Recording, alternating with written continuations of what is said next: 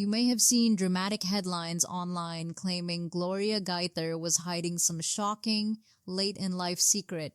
She wasn't. The real story behind one of gospel music's most beloved hymns has nothing to do with confession or scandal, and everything to do with a frightened young mother, a chaotic era in American history, and a newborn baby who changed everything. This is the true story of how Because He Lives came to be written. By the late 1960s, Bill and Gloria Gaither were already established songwriters, but at home, life had become genuinely difficult. Gloria was pregnant with their third child, and the world outside their window felt increasingly unstable. The Vietnam War dominated headlines. Cities were gripped by civil unrest and racial tension. Drug culture was spreading rapidly among young people, and cultural commentary at the time was even declaring, provocatively, that God himself was dead. On top of the wider chaos, the Gaithers were facing very real struggles of their own.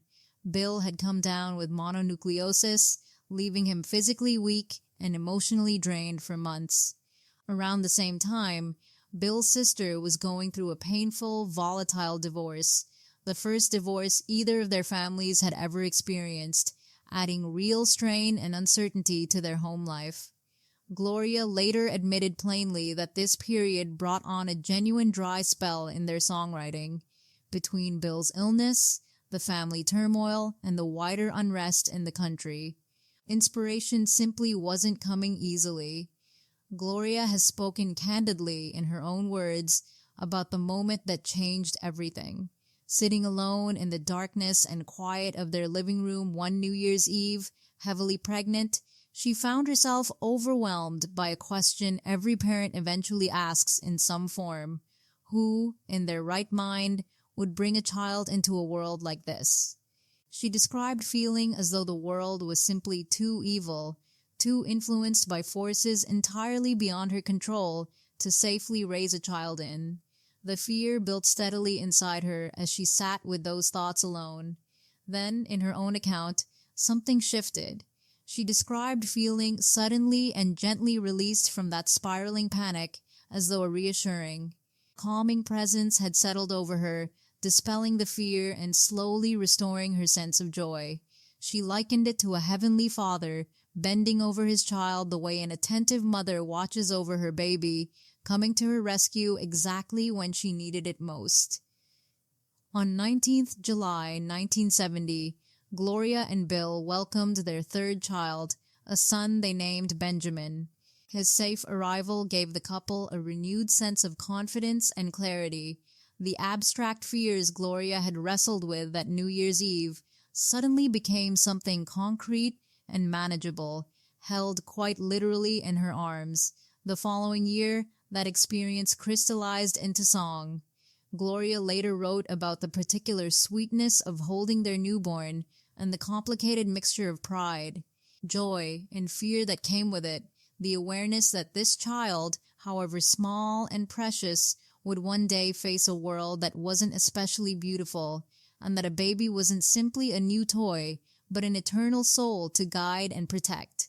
Bill and Gloria wrote Because He Lives in 1971, drawing directly on that mixture of fear and faith. The song's now famous second verse, How Sweet to Hold a Newborn Baby, is a direct, deliberate reference to Benjamin's birth.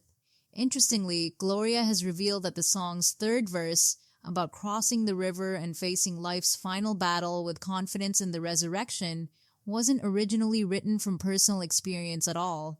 She'd added it simply to complete the song's structure and give it a sense of eternal perspective, without it being tied to anything specific she was living through at the time. That changed unexpectedly when Gloria's own father died suddenly, years after the song was written. At a concert that same evening as Bill's brother Danny began singing that very verse, Gloria has said the words suddenly felt entirely different, as though she'd never truly heard them before. The truth of the resurrection, she explained, poured into her in that moment, and she could genuinely hear her father's own faith echoed back to her in the lyrics she'd once written almost as an afterthought.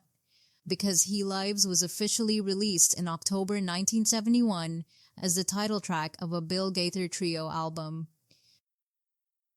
Bill later reflected with characteristic humility that he and Gloria hadn't fully understood the depth of what they'd written at the time. They'd simply wanted to create a song of hope, for themselves as much as for anyone else who might hear it. More than 50 years later, Because He Lives remains one of the most beloved and frequently performed hymns in Christian music history. Recorded by artists ranging from Elvis Presley to Carrie Underwood to David Crowder, and included in countless hymnals around the world. But its true origin was never a scandal, a secret, or a shocking confession. It was simply a frightened young mother, sitting alone in a dark living room, choosing to trust in something larger than the chaos surrounding her, and a father who, decades later, would hear his own daughter sing those same words back to him from beyond the grave. If this story moved you, let us know in the comments, and subscribe for more true stories behind the songs of gospel music.